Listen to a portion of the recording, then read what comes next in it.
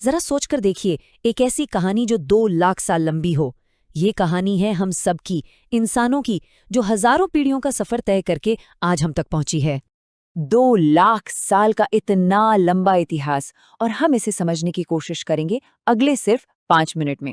तो तैयार हो जाइए, हम एक तरह से टाइम ट्रैवल करने वाले हैं। 2 लाख साल, ये इतना लंबा समय है कि इसमें हमारी 10,000 से भी ज्यादा पीढ़ियां समा जाएंगी। सोचिए जरा, दादा, परदादा और उनके भी दादा की एक ऐसी लाइन जिसका कोई अंत ही न हो।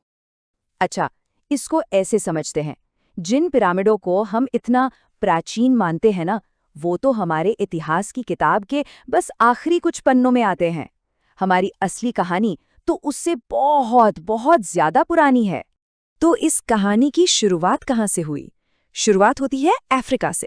यहाँ हमारे पहले पूर्वज सिर्फ जी नहीं रहे थे, वो सपने देख रहे थे। सपने इस पूरी दुनिया को खोजने के, उसे समझने के। अक्सर हम सोचते हैं कि हमारे पूर्वज बस जैसे तैसे जी रहे थे, लेकिन ऐसा बिल्कुल नहीं था। वो आग के चारों तरफ बैठते थे, मिलजुल पर शिकार करते थे और पत्थरों से इतने तेज धार औज़ार बनाते थे कि क्या कहने। वो सिर्फ शिकारी नहीं थे, वो तो इन्वेंटर्स थे, एक्सप्लोरर्स थे। लेकिन अफ्रीका से बाहर निकलना आसान नहीं था। सामने थी एक बहुत बड़ी चुनौती, सहारा जैसा विशाल रेगिस्तान।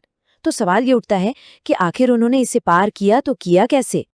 और इसका जवाब एक बहुत ही क्लेवर स्ट्रैटेजी में छिपा है, जिसे कहते हैं ओएसिस हॉपिंग। सोचिए, जब मौसम बिल्कुल सूख जाता तो वो सब पानी के स्रोतों पर इकट्ठा हो जाते, और फिर जैसे ही मौका मिलता एक ओएसिस से दूसरे ओएसिस तक का सफर करते। धीरे धीरे, कदम दर कदम पूरा रेगिस्तान पार कर लिया। और ये स्ट्रैटेजी काम कर गई, और ऐसी काम करी कि देखते ही देखते इंसान पूरी दुनिया में फैल गए। जरा सोचिए, आज से 60,000 साल पहले नावों से ऑस्ट्रेलिया पहुंचना, और फिर 20,000 साल पहले जमीन के एक पुल को पार करके अमेरिका में कदम रखना। ये हमारे पूर्वजों के साहस और उनकी समझदारी की दास्तान है।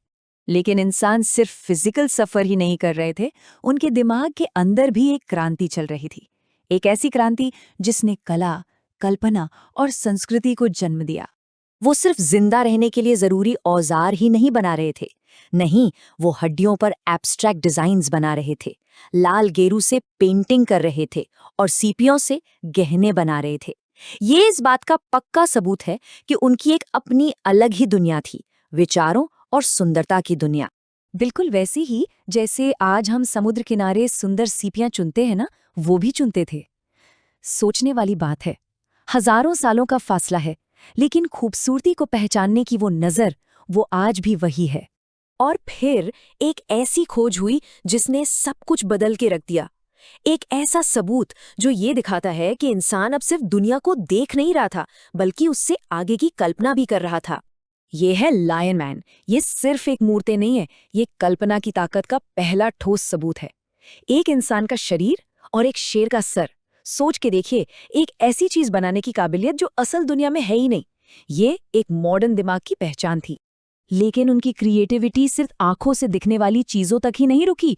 उन्होंने गुफाओं के अंधेरे और सन्नाटे को तोड़ने का भी एक तरीका ढूंढ निकाला था, और वो तरीका था संगीत।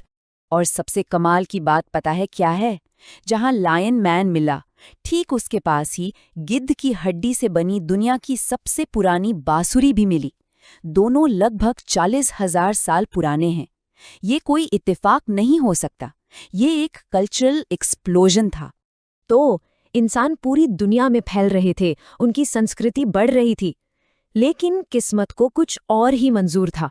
प्रकृति अब उनकी सबसे बड़ी परीक्षा लेने वाली थी। ये कहानी है आग और बर्फ के बीच जिंदा बचने की। आज से लगभग 74,000 साल पहले इंडोनेशिया में एक सुपर वोल्केनो फटा, जिसका नाम था टोबा। ये इतिहास के सबसे बड़े विस्फोटों में से एक था।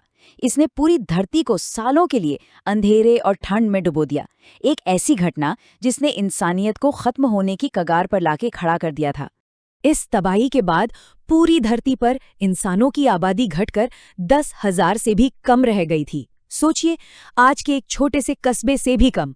हम सचमुच विलुप्त होने वाले थे। तो फिर ये मुट्ठी भर इंसान बचे कैसे? वो बेहद साधन संपन्न थे।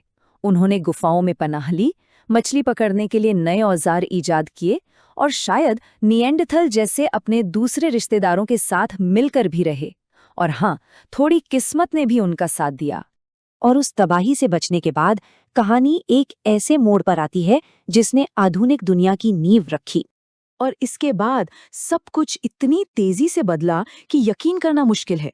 हजारों साल तक घुमंतू जीवन जीने के बाद सिर्फ कुछ हजार सालों के अंदर ही हमने गांव बसाए, खेती करना शुरू किया और फिर शहर बनाए और लिखना सीखा। इसे कहते हैं इंसानियत का ग्रेट एक्सेलरेशन। तो चलिए अब इस पूरे विशाल इतिहास को देखते हैं और सोचते हैं कि हम अब तक कहाँ पहुंचे हैं। हमारी हजारों पीढ़ियों के पूर्वजों का ये सफर आज हमें इस मोड़ पर ले आया है। हम एक बहुत बड़े इतिहास के शिखर पर बैठे हैं और एक अनजान भविष्य की तरफ तेजी से बढ़ रहे हैं। उनका सफर अब हमारा सफर है। 2 लाख साल की ये कहानी हम तक आ पहुंची है और अब सवाल बस इतना सा है कि इस लंबी न टूटने वाली कड़ी में अगला अध्याय हम क्या लिखेंगे।